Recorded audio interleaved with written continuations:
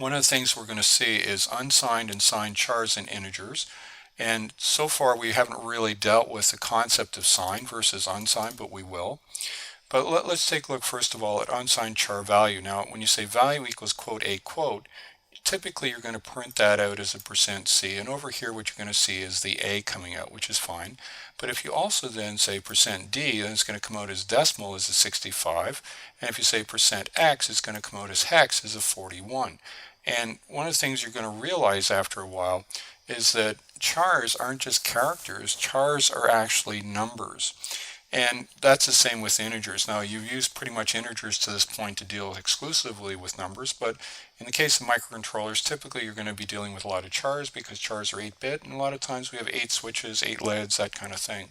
So unsigned numbers, which you're going to find whether they're unsigned char or unsigned integer, all the numbers are considered to be positive, and the MSB is ignored. And this is great for when you digitize voltages, they're all positive, to have all positive numbers to represent all positive voltages.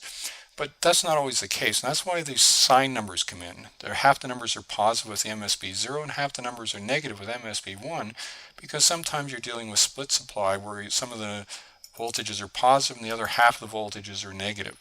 And that really gives us two possible views of unsigned char for 8 bits. So what we have is in hex 00 to FF of all the possible combinations of 8 bits that we've got. And in decimal for unsigned, that means our decimal numbers are 0 to 255.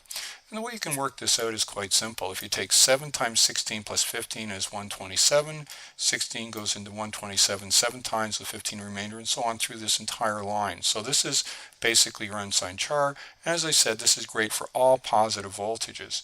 But when you're dealing with signed char, half the numbers are negative, and half the numbers are positive because we're dealing again with negative and positive voltages.